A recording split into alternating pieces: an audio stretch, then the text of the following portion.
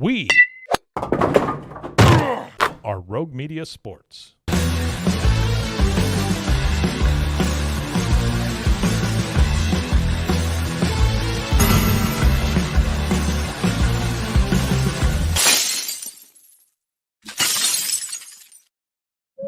It is Thursday on the Cam Show and wherever you are here on Rogue Media Sports Network. I'm your host, Cam Stewart. We're talking a little bit of an exciting Red Sox win a little bit later in the show. I do want to talk Celtics. Zach, I was going to talk about Celtics yesterday. We had that late breaking, as in like an hour before the show, that great story on Robert Kraft. Have I convinced you on that one too? I convinced you about the MLB season needing to be cut short. What part about Robert Kraft? Robert Kraft needs to be in the Hall of Fame. Yeah, but I kind of thought that before though too. Okay. Did I convince you on any other part of the story? Sure. Fucking unbelievable. What am I doing here? Totally useless here. Yeah. I've been going through a bout of disrespect, Zach. Hold on. I gave you your due when it came to baseball. Yeah, I did get that right. Because, dude, fuck it. We'll talk about it right now. The Red Sox win last night would have been 10 times more exciting had it happened on August 12th than September 12th. I'm telling you. They walk it off. They blow it in the 8th inning. They give up Santander hits his 41st homer of the year, ties the game. And then the Orioles take the lead in extra innings with the ghost runner. And like the Red Sox are about to blow it for a second time until Tyler O'Neill blasts one deep into the night. Up and over the monster, 3-run jack. Red Sox win it. Big win. They take the series over the Orioles and now head into a 4-game set in New York. By the way, big win for the Red Sox, bad loss for Baltimore as they look to win that division, that AL East division. They had a chance at a game-ending double play that was booted by 14-year-old Jackson Holliday. Just totally missed it. Felt bad for the kid, actually. Just completely missed it. He still looks like he should be in like early in high school. Oh, for sure. And he's only what, like 19, I guess 20. Jacked. Like his dad was super jacked when he played, but still has that baby face. Boots the double play ball. Tyler O'Neill sends one out of there. Red Sox win it. It just stinks that it comes at a time when we're really thinking about football. And, I'm preparing for a high school football game to do the next day, which is tonight. And I'm also getting ready for the Celtics season, which starts in a couple weeks. Like, that just would have been better in the middle of August when we had nothing going on. Yeah, and that could have been your main focus then. Correct. And it, like, a walk-off could have happened in the middle of August, but I'm talking big time, coming down to the wire, who's going to make the playoffs type of shit. That would have been awesome. By the way, there's not a lot of chatter about re-signing Tyler O'Neill, which I think is interesting, but I get it. Like, I have not thought about re-signing Tyler O'Neill all that much this season, even though he just goes for homer number 30. And the last time they had one of those guys that they got rid of or let walk, I was kind of pissed about it. I was like, how do teams keep letting Hunter Renfroe walk? Like, every year he's got a new team. There is something weird there. There's something weird with Hunter Renfroe. I know it's a different kind of landscape in terms of contracts for those kinds of guys, but he's on a new team every year, and all he does is, hit 25 to 30 homers, 90 to 100 RBI, rocket of an arm in right field, and still he is something's going on in the locker room, the clubhouse, because he keeps getting traded every year. Tyler O'Neill, 260, 30 homers, 60 RBI, 59 RBI, and an 895 OPS. I love the homer number. I love the OPS number. I'm fine on the average, just the regular old school splits here, Zach. But the dude, let me reiterate that middle part. 30 homers, 59 runs batted in. Yeah. That's a motherfucker who cannot hit with dudes Yeah, on that's base. true. Ducks on the pond, and he gets a little nervous. And so I think that's why I am like, maybe I'm too old school baseball in this and ignoring some of the good stats here, is that to me, that becomes an easy guy to pitch to, right? I mean, to me, that's fastball hitter, no doubt, because you put guys on base and you try to get nasty with him, and he's not very selective and he's swinging it a lot. So it says he's a fastball guy, but also one that probably still swings through too many. And he becomes, I think, easy to pitch to when you get, especially when you get guys on base. He's on pace for 160 strikeouts this year, which isn't terrible. I'm but he's curious also a how guy many who's of been those hurt. RBIs have come with the home runs then. Like, I mean, if it's like a majority of it, almost probably. exclusively, man. Like he had at some point this year, it was like his 18th homer, and it was just like 21st RBI. Like he's just a solo home run machine. And a couple the other day, this one was a 3-run shot last night. So that goes against my knock on him. But I just wonder, even in today's day and age, where there's so many TTO guys, the 3 total outcomes, right? Strikeout, walk, home run, and all this, the launch angle and stuff, that's kind of dying down a little bit. We're reverting a little bit back to the mean in terms of hitters' approaches. And so I wonder if there's a guy that's that one-dimensional, if that time has passed him by in terms of making real money. Did I get too wonky there? I got kind of wonky there. No, I don't think so. Like I real down followed. deep in the weeds. Like, you know how, like, I think you see it in the NBA, like there isn't as much 3-point shooting as 2 or 3 years ago, no matter what you want to think. Like it's not like you're a big Rockets fan. Mhm. And boy, Oh, they golly. love under D'Antoni. They Dude. love to chunk up the 3, man. And like that was when I struggled with the NBA. I really did. And the Celtics were pretty good, not championship good, but pretty good. And I struggled in terms of like, they're just like every team is just chucking it up. Like it didn't feel like there was any strategy to it other than the core principle of 3 points is better than 2. Yeah. And now I think it is a little different.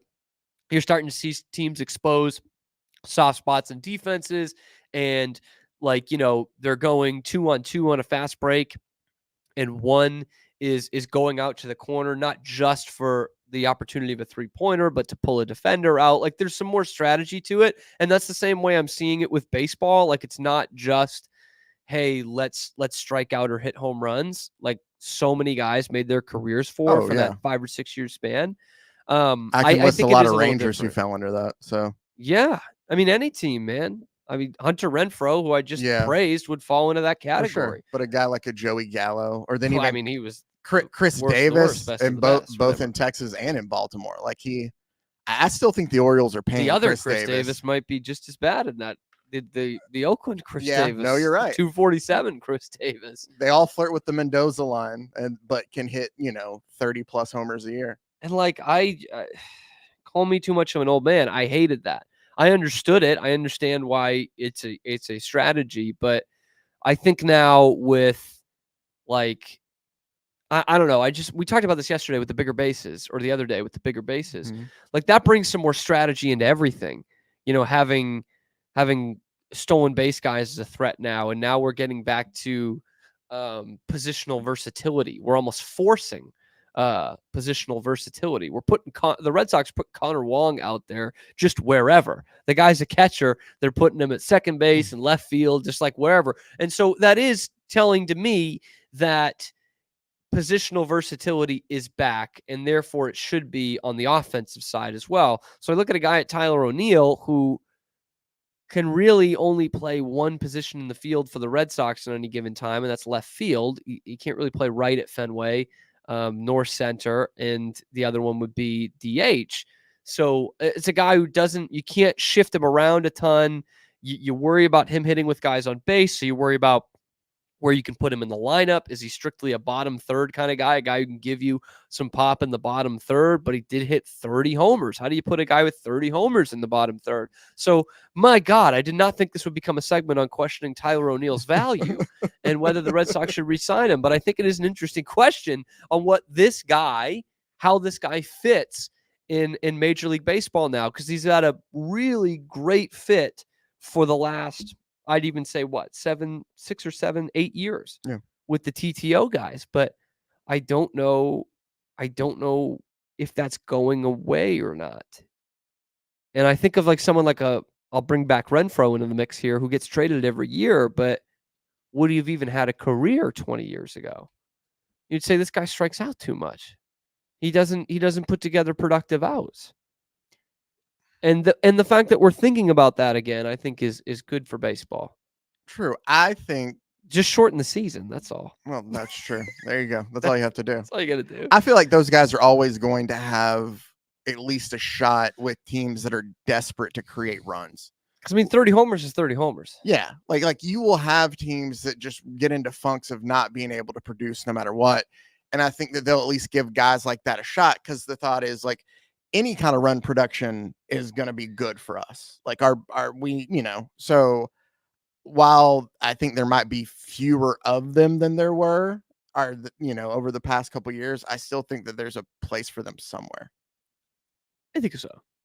I agree with you. I'm just seeing, I'm just thinking of how this might change and how that might be, I guess deteriorating isn't necessarily the right word, but falling behind in terms of importance. And I'm looking because the Red Sox, the other thing that the Red Sox have to deal with in terms of re-signing Tyler O'Neill is that they have to get some of these star prospects onto their 40-man roster. Like that's got to start happening next year. Roman Anthony and Marcelo Meyer and Kyle Teal, like those guys got to, Christian Campbell probably, those guys got to be on the 40. And so you probably got to find a spot for them to break into the big club at some point.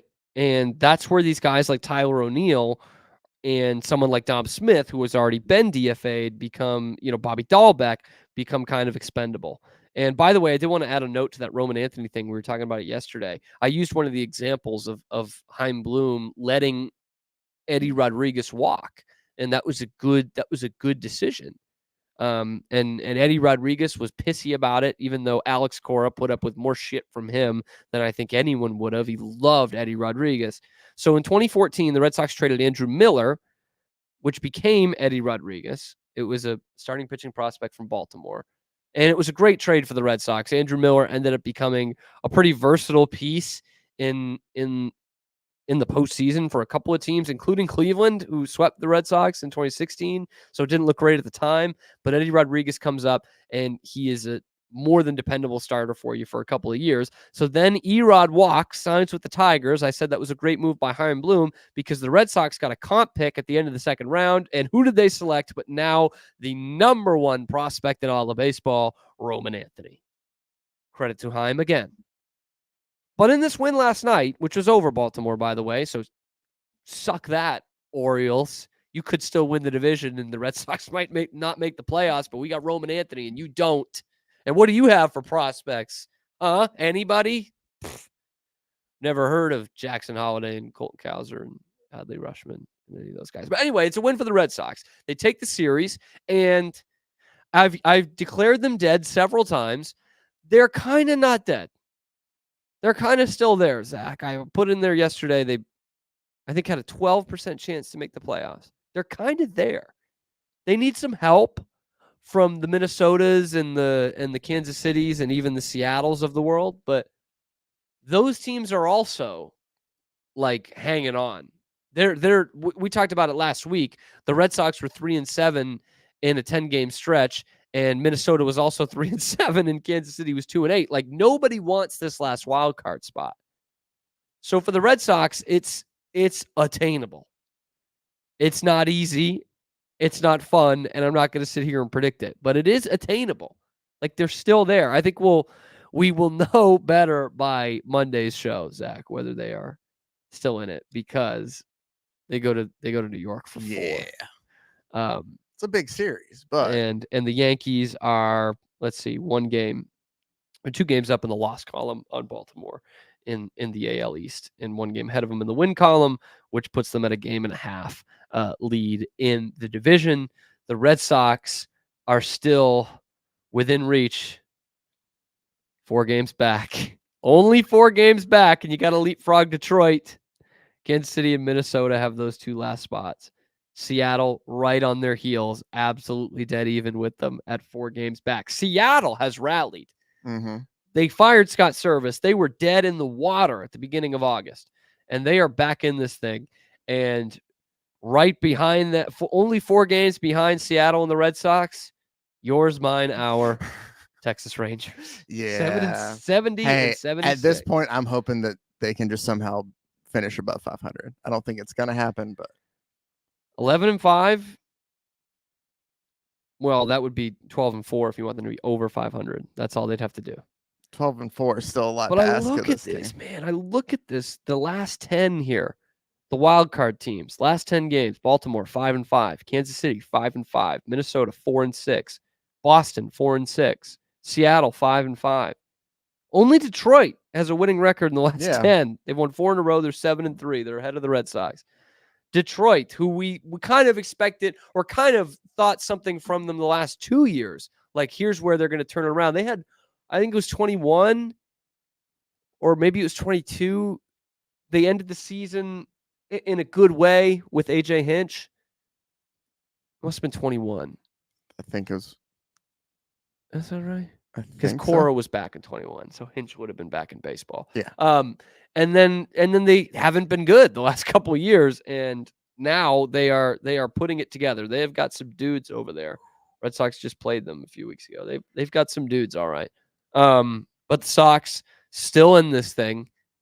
I want to talk about the Celtics. I've put off the Celtics thing long enough. It's not going to be anything revolutionary, but I want it because I'm getting a half chub thinking about the Celtics season and their chances to repeat, because it was not the summer of the Celtics, and people are coming after my team once again.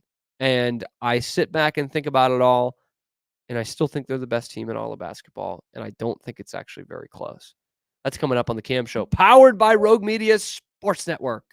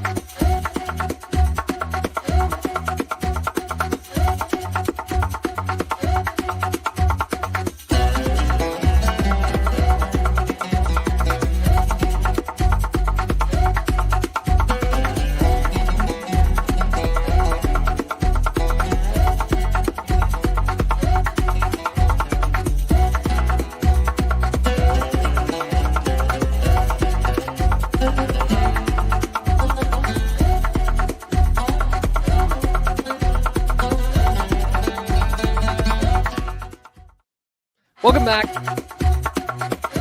The Camp Show, powered by Rogue Media. I didn't want the music to end, Zach. I I didn't don't want know the what music to happened end. there, honestly. I was I into it, fixed man. it. Well, I'm into it. it was an ID10T problem on my part. I We don't know fixed what the fuck that is, man. it. Idiot ID10T. It spells out idiot. If I'm an idiot, how am I supposed to put that I'm together? saying I'm the one who fucked up. Okay, never mind. Just go ahead. The irony. Oh, the beautiful irony. I just saw a kick-ass Instagram reel during the break. Liam Gallagher, like 94, like beginning of Oasis, full-on unibrow, huge Mancunian accent. He goes, I can't do a Manc accent. I actually can't do it. He's like, don't care for number 1 and number 40.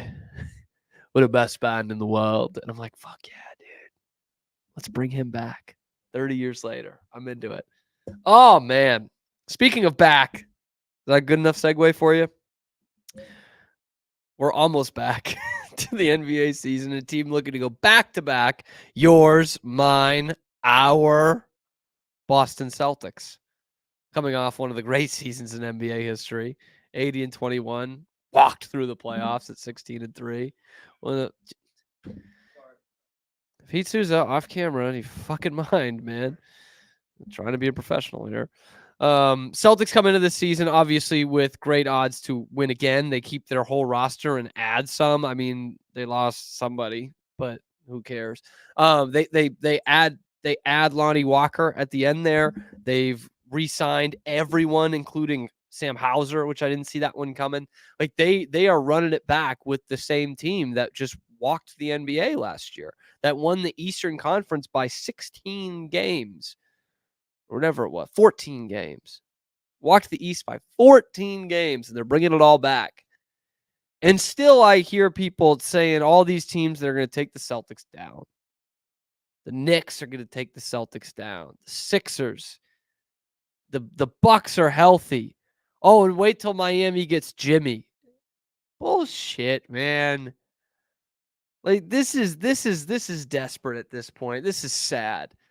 These other fans and league experts just trying desperately, grasping onto anything to say that the Celtics won't do it again. Is it easy to do it again? Of course not. But if anyone is like should be expected to do it again, it's this Celtics team. They're bringing it all back. They had the best starting 5 in the NBA and one of the best starting 5s in recent memory.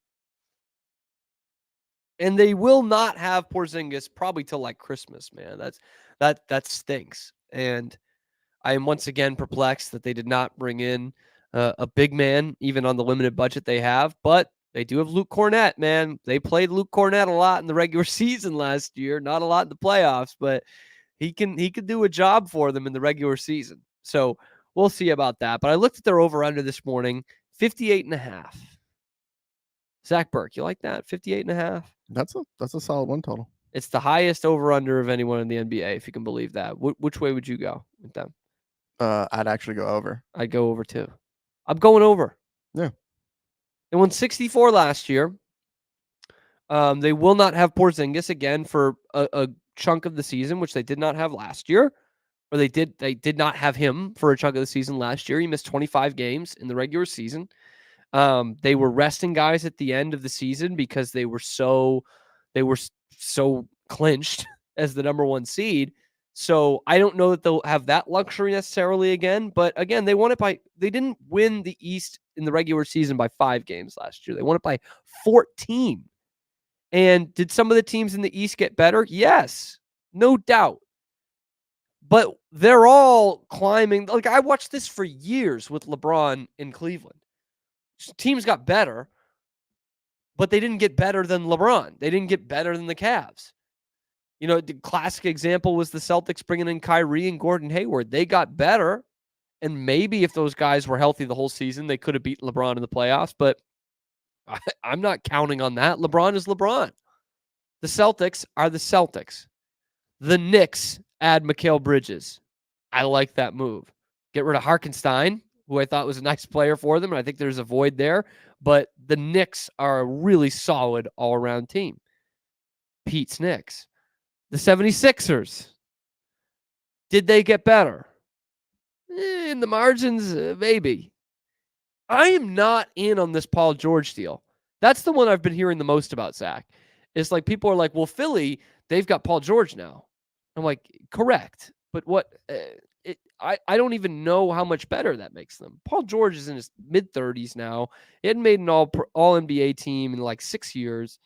He's still battling health issues. He's a good player when he's out there, but he's not the player he once was. He goes missing at times. And I think Simmons was the one who pointed this out.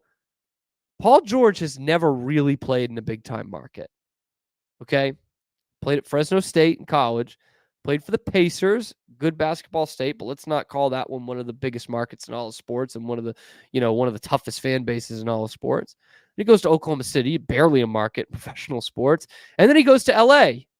So you're saying, well, Cam, that's a huge market. Well, no, he played for the Clippers.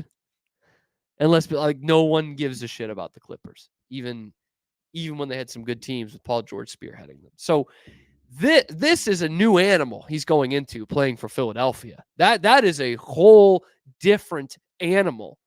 And not just Philadelphia, but where the Sixers are contextually right now. They have got a Hall of Famer on their team who's still in his prime, and they can't put pieces around him to get past the second round. This is a viper pit in Philadelphia right now around that basketball team. The thing I do like about the Sixers is it's year 2 for Nick Nurse, and I like Nick Nurse as a coach. But with Harris and Maxey and Embiid and Paul George, you would think on paper that's a great team. I don't see it. I have seen the fault in the 76ers year after year after year. Embiid gets hurt all the time. And not that I'm crying sympathy for Joel Embiid and Sixers fans, but I would like to see him actually out there for a little bit in the postseason. And even when he is, he hasn't put up a heroic postseason performance. He played in 6 of the 7 games against the Celtics 2 years ago. And they were hunting him defensively. And they won the Philly blew that series, and the Celtics won it in 7. The other guy who's kind of on that same plane and a team that's on that same plane is Milwaukee. Oh, but now Giannis and Dame are going to be healthy. Maybe. But Giannis is running into injury problems now. That calf strain, that's nothing to sneeze at, man. That's not a major injury, but it kept him out for a couple of weeks, including the most important games of the year in the postseason, because those typically lead to Achilles tears, which is a major injury. And lest we forget, this was a team that when those guys were healthy was bad enough at second or third in the Eastern Conference to fire their coach in the middle of the year. They said, this isn't working. We got to get something right now. And all they got was one of the worst playoff coaches in NBA history, Doc Rivers. Do you trust a team with anybody on it but Doc Rivers as their coach going up against this Celtics team in a 7-game series? Not particularly. How could you? And look, I hate piling on Doc because I really like Doc, and he is a good coach. But no one has blown more 3-2 leads in series than him. And I think he's blown a couple 3-1s as well. He blew a 3-1 at least with the Clippers and has blown a couple 3-2s. It's sad. It's sad because he led the Celtics to glory. And he blew a three different 3-1s, 3 different 3-2s. 3 different since 3-1s. 2004. Yeah, for the 2003, the Magic led the Pistons 3-1 in the first round. 2015 Clippers led the Rockets 3-1 in the semis. And then 2020 Clippers led the Nuggets 3-1 in the conference semis. And then all 3 with the Celtics of the Magic, Lakers, and Heat with the 3-2 leads. Yeah, damn, he did it in the finals. Yeah, that's right, 2010. Yeah, the Magic were kind of the better team in 2009 when Garnett was hurt. Weirdly enough, that Celtics team could have been freaking awesome. They were 27-2 at Christmas. So yeah, I mean that. By the way, 3-1s don't get blown a lot in NBA history. 3-0s never happen. 3-1s are pretty rare in the NBA too. Not way more rare than they are in MLB and NHL. And Doc does those too. Oof, that's too bad. So I'm like, these teams have gotten better in some respects, sure, but none of them are close to the Celtics. Again, the Celtics bring back everybody and then a little bit more in Lonnie Walker. This should be a team that should be able to coast throughout the regular season. I know that's famous last words, but make sure everyone stays healthy, win 60 games almost in your sleep, and then we power through and play these teams in the postseason that are going to have their star players and make everyone shut up about it. That's where I'm at with the Celtics right now. Because the NBA media is stupid, man. If the Celtics are down a guy and they lose a 7-game series to the Knicks, let's say, they'll say everything this past year was a fluke. This has not been the summer of the Celtics. And this is going to sound pissy and whiny, but I'm going to do it anyway because I'm a pissy and whiny guy. Like this, when you win a championship, it is supposed to be an absolute suck fest on your team for the whole summer. It is. Whether whether it's NBA or NHL, you're supposed to have that the whole summer, the summer of X, especially NBA. I mean, as much as I love hockey, NBA is obviously a more popular league.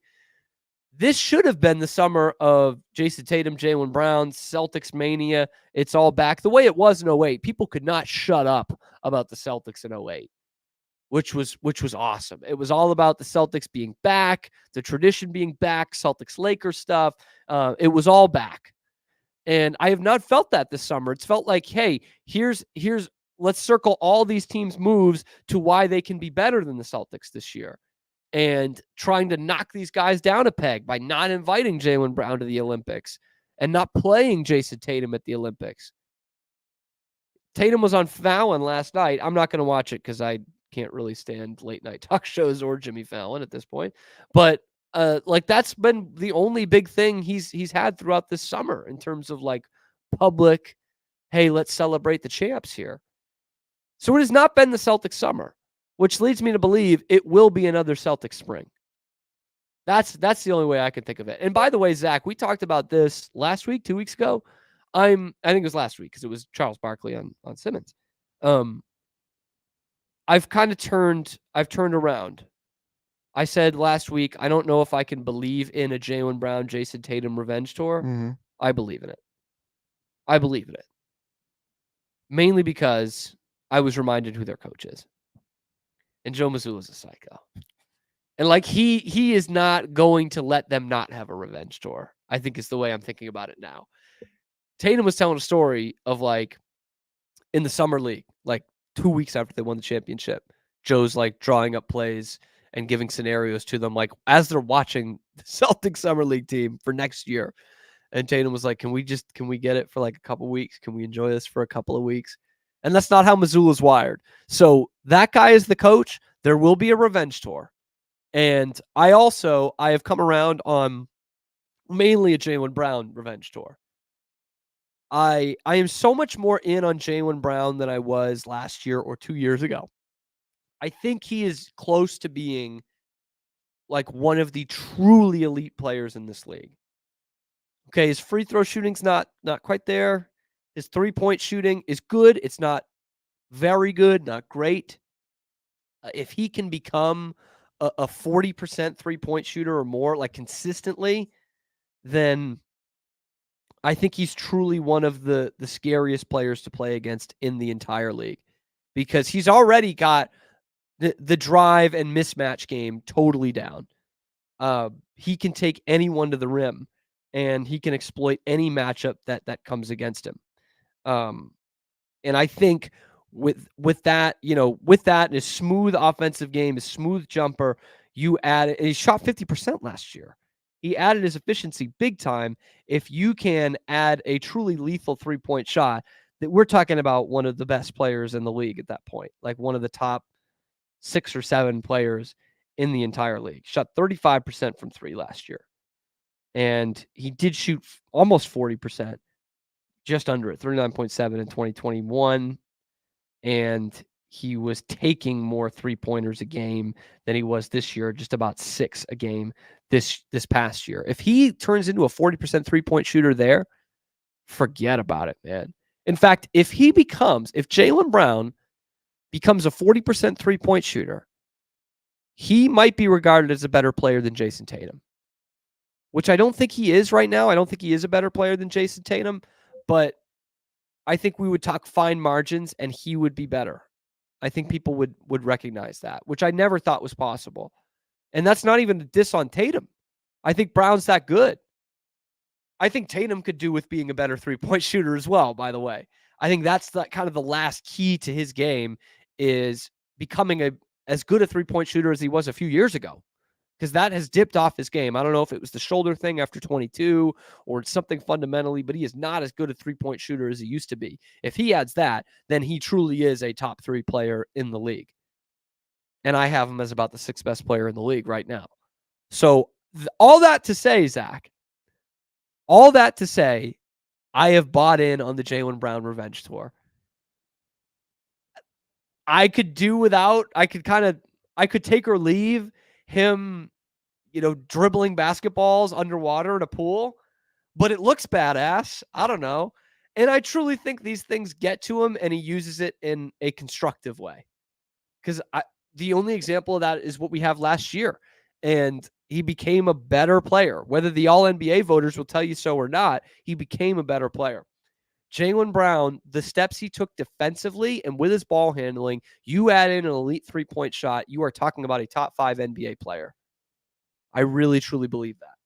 And whether they recognize him as that or not, doesn't matter to me as long as the Celtics keep winning championships. And they have a team that sacrificed big time.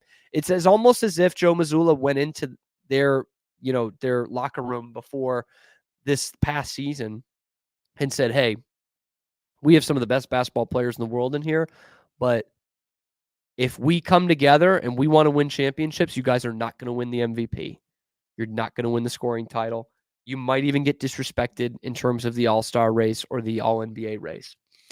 But if we come together and use the best of you guys and play together as a team, we will be an unstoppable basketball team, which is exactly what they became. So as great as Jason Tatum and Jaylen Brown are, there might not be league MVPs and, an endless bevy of first-team All-NBAs in their future. Tatum's been the last 3 years. But there might not be as much of that as much as there are finals MVPs, Eastern Conference Finals MVPs, trips to the finals, and NBA championships. And as a Celtics fan, I am here for that. And I am here for the revenge tour for the 2 Js, no matter how that plays out. Good luck, everybody else. The Celtics are running it back. They shoved it down your throats last year, and they are running it back. So keep telling me about how much better these other teams got. No one was close to the Celtics last year. They've got a lot of catching up to do. Noted Knicks fan Pete Souza is coming on the show next on the Cam Show, powered by Rogue Media Sports Network.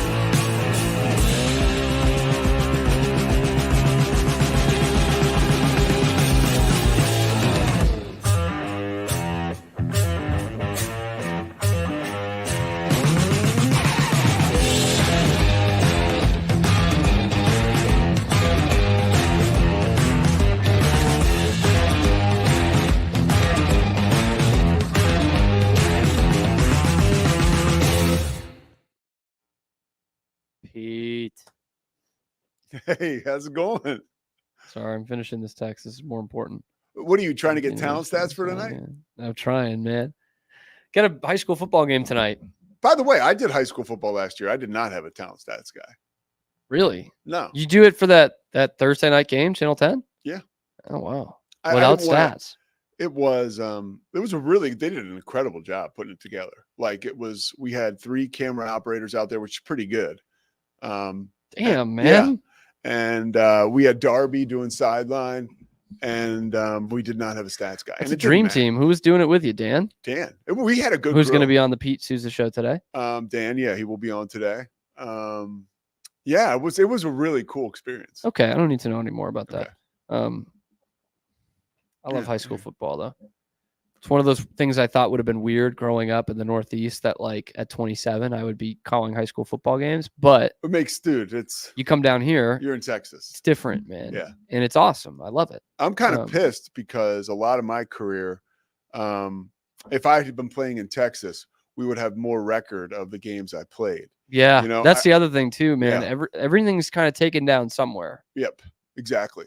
And this is a special place for high And school the football. exposure, like there's legit exposure doing, like I do China Spring 4A school, which is like still small town kind of. It's not tiny, but once you get to 5A, 6A, those are like big suburbs and into the cities. Yeah.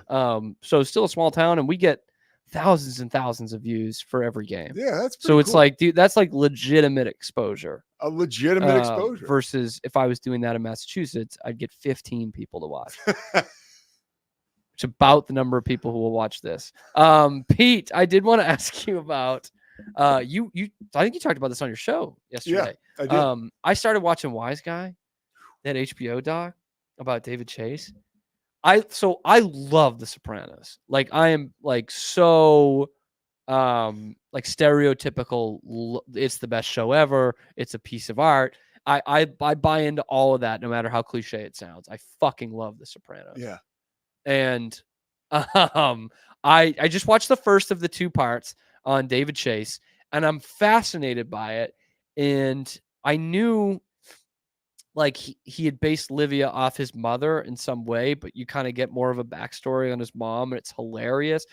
I also knew that there was something like The Sopranos was supposed to be a movie at first, Mhm. but I didn't know kind of how it was laid out. And David Chase in there says the first season was going to be all in a movie, like all those storylines of, having to whack his best friend and the mother putting out a hit on him and him strangling his mother. And I'm like, that would have been a fucking awesome movie. Amazing. Yeah. I'm glad it's a TV series, but like I didn't think I would be thinking, oh my God, that's actually like a perfect gangster film. Well, the show in itself, like you said, though, ended up being perfect. Like what was supposed to Were happen. you happened. watching it live like every week? Yeah. Okay. I mean, it's funny 'Cause because I didn't get that, obviously. I was, yeah. I mean, there's no question. It came out when I was a senior in college, the first season. And by episode 2, me and my buddies were hanging out, getting together on a Sunday night, watching it, like having some drinks. And it was like, you knew that this was the show. So you were at Richmond, but there was a lot of Northeast guys. So did Yeah. you have a bunch of Yeah. paisans? Oh, yeah. Myself, Todd McShay, Brian Jersey. Talrico, Matt Davis. These are all guys from the Mason-Dixon line and above.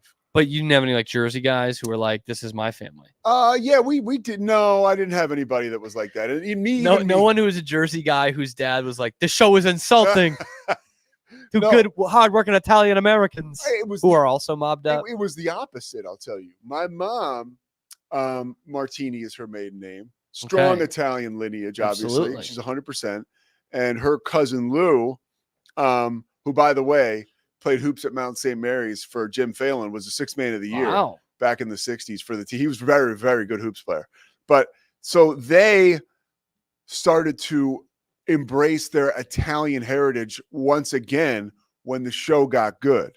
So Mhm. there was, in my family, the Italian side, there was no shame in The Sopranos being good or being awesome. Interesting. Oh, Okay. they loved it. There was Because- not like, what's this horse shit? This isn't what the Italians really. No, I think that, and if you really, it although it painted these guys as goons, they still the anti-hero, the people part, the part that's talked about in that documentary, Tony being a family man, Mhm. people loved that. Italian people love that. So I noticed you did that as well. Yeah, I'm doing the thing. You're calling back to your mom's heritage. If I ever meet her, I got to use the Tony line. Well, and I used What part to, of the boot you from? and sweetheart? I was a douche. Like I was like 22, so You started wearing gold chains and No. tracksuits and- I was a dick to my mom. I'd be like, we would come home, like all of a sudden, Easter became this huge Italian holiday. I was like, Mom, we've never celebrated Easter like this. And she would play the Italian music in the background. Hell yeah. And I would be like, this is ridiculous. You guys are C'è la only, Luna, man. I was like, you guys are only doing this because The Sopranos is cool now. My dad would be like, shut up, because he just didn't want me causing any trouble. Because I would come in there half in the bag, talking all kinds of BS. Sounds like me going home for holidays still. Yeah. I get that. No, you walking in, you just look at your dad. You think you're better than me? And then we talk about the 67 Red Sox and kind of it all mellows out. But it's funny because like my step family is Italian. And so I don't have that in my blood, but it's a huge family. And like all our family events are that part of the family. And so like I'm almost like contact high through their Italianism. Did they get upset? So not like way upset, but they don't do like, also part of it is they're kind of old school. They don't love like really violent and vulgar stuff anyway, but like they don't do The Godfather. They don't do The Sopranos like at all. Really? And so, yeah. And I don't think it's like a burning hatred, but I don't think they ever really gave it a shot, which I think they would appreciate. Like a lot of the show is, it's almost like taking Italian culture as a whole. Yeah. Right. And most of it is good as we know it, family oriented. And they always have, Sunday night family dinner. Yeah. In the show, they drive Livia there and they have Sunday dinner as a family. Like that's something we very much did when I was a kid. And like all those things, like he whacks somebody in the morning, but he goes to Meadows' soccer game in the afternoon. Yeah. Like he's a good, like in a way, a good family man. Now it does highlight some of the other Italian/immigrant stereotypes, because I see it with Irish all the time of like Catholics maybe of, can't divorce, muddle through, strict with the kids. Like I've seen plenty of that. You know what I mean? But for the most part, like if you have a job, you're not an alcoholic. Like correct. Yes, correct. Yeah. And so like the whole Tony Soprano thing is like you can't say whether he's a good guy or a bad guy. Really? He's a bad guy, dude. But he's also a good guy. Cam. He's also a good dad. He's a bad But guy. this is the point, is the nuance. Yes, it is. He kills people. Yeah. Yeah, that's not good. Well, he's the That's a anti-hero. bad guy. And I don't know if you've gotten to the point. I'll just spoil it for you because it's a documentary. I've seen It's the already- whole thing. Oh, No, the documentary. documentary. I was like, I've seen every episode. When Tony kills the rat, when Meadows visiting colleges. Yeah, and Bowdoin College. and they're my in family Maine. school. Yeah. Oh, is Brunswick, that what Maine. college it is? No Yes, kidding. Okay. my dad, my aunt, my grandfather, his two brothers, and their mom worked at Bowdoin. They all the rest of them went to Bowdoin.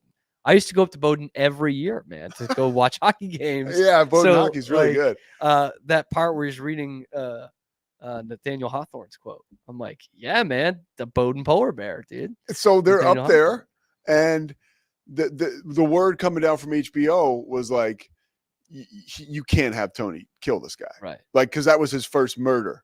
And Even though HBO was pretty open to the whole show, yes, and but no one they- else was. They said the show won't work if the anti-hero. You can't have it be the main character. No, you can't. And David Chase was like, we're gonna do it. Like this is how. And it was so. And wasn't he like, I was kind of 50-50 on it, but then Yeah. I was like, all right, Well, he's going to do it. And what they did was they made the rat even more of like a devious person. Like they Mhm. added scenes where the rat was looking at Tony and Meadow and was going to kill them Mhm. because the rat knew that Tony was onto him. Which, in retrospect, I don't even think they should have done that. You make a good point. I know, because I mean that's part of the code. Yeah. And what Tony says when he kills him is pretty apparent that like this is a part of the code. You took a fucking oath Yeah. Yeah. and you went back on that.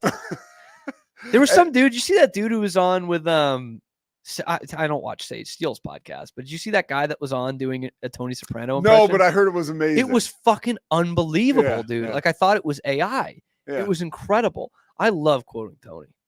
Tony's the best dude. I had When he calls the Hasidic Jews, when he walks up to the guy and goes, "Hey, ZZ Top."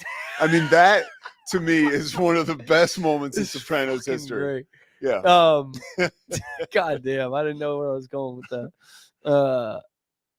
Anyway, I love all the behind the scenes shit. Like I knew they wanted Steven Van Zandt to be Yeah. Tony, Uh-huh. and you see actually some of his reading, and it's it would have been awkward. It would have been different. And like Artie Bucco tries out Tried for to be Tony, Tony, as well. yeah, And what's yeah. kind of funny is like there's no stars reading for Tony. There's no stars reading for any of this. No. It's Yeah, an HBO show. Lorraine Bracco was the only one who Yeah, had that any. was that's a good call. It's the So- only one that's a name. A bunch of them appear in Goodfellas and shit, but they're not. I they're was, not names. I will tell you something. I was living in New York when they were filming season 2, and they had that open casting call. I remember that, and they were like, my friends of mine, because I looked Italian, they were like, "You should go do it." Like, so You some could girls. totally pass. So, but I mean, and in the show, the documentary, they showed that they had to shut down Dude, the casting Pete call. could be a cop. Pete could be like a detective in The Sopranos. I'm not smart enough. But then he to could al- fake being a detective. Like you could be Kevin McAllister's dad in that the guy with the gambling addict who's I love that guy. who's a rat Well, for Tony. yeah. the beauty of it too is since HBO likes to use a lot of the same actors for shows, he could also be a cop on The Wire then too. Sure. later. That would be great. Sure. Yeah. Yeah. Oh man, this is too Thanks, bad we Zach. couldn't get you there. But yeah, there was like Zach can be my tens of agent. thousands of people that showed up and they had Oh to my cut it. gosh. Yeah, they had to That's shut it down. They get a lot into the Melfi character. I'm just going off. I just love talking Sopranos. No, man. I mean when And- they talk about the Melfi character, and it's funny. And my God, they showed that whole scene in there. When she They gets showed- raped. Yeah, that is a fucking I horrifying couldn't. scene. I had trouble watching it, and I was like, Jesus Christ. I have a lot of, like, so I'm not like even necessarily proud of this, but I can watch some tough shit, and mainly it's because like working in local news and like going Yeah. to death scenes and Uh-huh. crime scenes and Yeah. stuff. But that is one I'm just like, this is just horrifying. Like it's so fucking terrible, and it's a testament to how well she did in it. She's great in that scene, but And Lorraine Bracco Fuck reads no, it, and she's like, "Why are you doing this? yeah, Like, why are you doing this to her? She's the only one on the show that's like got this like magic Moral around her. compass. Yeah, moral compass. That's it. and it leads to one of the great moments in the Oh history of my the show. gosh, because they talk about, she had the fork in the road. Like Dr. Melfi's character, if she tells Tony this guy raped her, like that guy's gonna die, and she is now associated with the mob. Like Part of La officially. Cosa Nostra, man. She's in it. you He is love fucking in it. Yeah. I love that shit, man. Like I'm fully an imposter. I'm not Yeah. from Jersey. I'm not really Italian, You're but not an imposter. You love the Sopranos. You love the Sopranos. Like, yeah, but like it was a weird thing the first time I you watched say it. the Miami like, Heat, they're imposters with their Heat culture and yeah, like fuck that. Riley and like that's like that mob culture there is pretty cool. Yeah, fuck that. You know. But I'm telling you, like the first time I watched it, I was in college Yeah. watching it. So this was probably like 2015, 16. And like there was a ton of that stuff that I kind of did relate to in the family sense Yeah. of like, of course they're all sitting down for a sit down dinner while football's on. Yeah. That happened in my family, or kind of some subtle jabs that would happen in there that would happen in my family Oh, in a yeah. good constructive way. So like I got it. Or like just the way that I also felt about AJ Soprano being a total fucking mope. And like, you know what I mean? Like I've had plenty of mental health problems myself, probably some that are similar to AJ's character. But I was kind of like, get off your fucking ass, you crybaby. AJ was a guy who he was Like the most hated character, one of the was most easy hated not to characters like. ever. In you those later mentioned the seasons. family dinners and the quips. The one quip that I love, and Tony really finally takes it down the line, is when Junior says to AJ at dinner, your father never had the makings of a varsity athlete, which by the way is a lie. And that is like so inside baseball with how families work. Like, you know what I mean? Like, Yeah. him saying like an older brother or like an uncle that kind of has it in for you. like just like perpetrating bullshit. Like, no, I did play varsity, dude. Yeah, And he's like, well, you couldn't play in college. He's like, the guy's a seat in the hall with 6'10", you know, like. that's so good. But it's man. so, It's and such a Tony good is comeback. so pissed about that because we're all like, have that when it comes to family, dude, and they do a great job with that. Like, you're the boss out there, but you go back and you sit down with your family and you're just another bozo on the bus, dude. You know, and it's real. I mean, my own self. I go back to my family. Oh my gosh, my brother Michael will just break my balls wide open, no Sure. matter who is there, no matter what I'm up to. The same way he did when I was 12, 13 years old. You know, and there's a beautiful aspect to that. Of course there is. Yeah. Of course there is. Is there a line that you use from The Sopranos I in your used- everyday life? I mean, I use the ZZ Top one. That's I don't good, ever- man. I That's just good. I love that one. No, I don't know. You know, I was thinking about that. Well, last me and night, my buddy, like how much I actually me and use. my buddy Jimmy Bell will call each other every once in a while, and we'll be like, "You sure you want to go down this road, Tony?" Like when Johnny Sack and Yeah, him were yeah, talking yeah. about like. So yeah, if there's like a controversy brewing, yeah, something like that for sure. I have found, man, and I've said it on this show a bunch, and it's like a crutch at this point. I don't even think about it. Oof, Maron. Yeah, right. Or Yeah. or on the rare occasion where something kind of wild, I'm just like, oh, oh. No, that's a good one. Like I use Yeah. shit like that all the time, but I was in Hoboken when James Gandolfini died. really, Yeah, so a lot of those guys, I go to this AA meeting there. It's called the Bowery Boys, which is all you need to know about that meeting. It's in Hoboken. So it's those guys were all like, oh, Gandolfini died. Like, You gotta- yeah, people were you gotta upset. be kidding. Yeah. I love The Sopranos, man. I actually Uh, listened to like you, I got so deep into that documentary that I listened to a podcast called The Last Days, and I listened to The Last Days of James Gandolfini, and it talked about how he died in June of 2013. And I mean, excess, he wasn't doing drugs, but like excess was on the menu. He was in Italy with his son, who's 13 years old. Yeah. They went to dinner. He had something like, I don't know, like 4 shots of rum, like a couple pina coladas, and like 4 beers. This is in one sitting. And he had the heart attack in the same room. Him and his son were sharing like a room. So his Ugh. son calls down to the front desk, like, my father's having a heart attack. This is like while it's going on. God damn. The Italian people there rush up to the room, and this is like the most Italy thing ever, right? They don't have a stretcher or anything to bring him down to the ambulance. So he's this gigantic man. They put his body in the middle of the bed, and they each 6 men grab sides of the sheets and bring him downstairs to the lobby. Then they get him onto the ambulance, and he was pronounced dead at the hospital like Jeez, not too late man. after that. Jeez. Heck of an actor. Oh, Heck of a show. Yeah. I had this one broad in college. You'd like her because she was crazy. She's one of those Enneagram people. You oh, ever taken one of those? yeah, dude. So I took the Enneagram and I got the same number as Tony Soprano. And I was like, I don't know if this is a good thing or a bad thing, man. It's like Tony Soprano, Winston Churchill. Like, I'm like, damn, man, I'm going to be. I got something going on here. I'm the Enneagram where I think it's like a 2. I'm like a 2-wing 7, and that means like you're a people pleaser, you know, You please me, Pete. which basically is like they're calling you a bitch, you know, like that's how I see it. I'm like, okay, slow down with the Enneagram stuff, okay?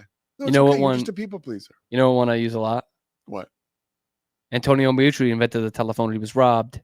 Everybody knows that. Again with this. That's a great Oh, one. man, I fucking love that shit. Yes. It's awesome. I know we got to wrap it up. It's awesome how funny that show is. The show Yes. is fucking It's hilarious. It's hilarious. Yeah. It's so funny. And I like some pulp. She throws the but phone. not at this him. much. Yeah, it's like, what, dude? That's the ultimate husband-wife That's conversation. fucking awesome. That's like I think that is a great microcosm of their relationship just right there. I know people use like how they look at the statue in Melfi's office, Uh-huh. but that is actually it. Yeah.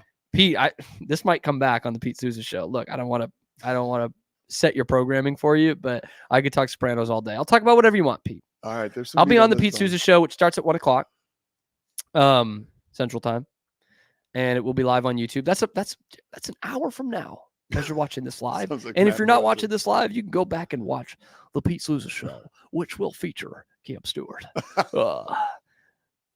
Anyway, that's the Cam Show. I don't have anything more to say. I'll see you then. I'll see you guys tomorrow.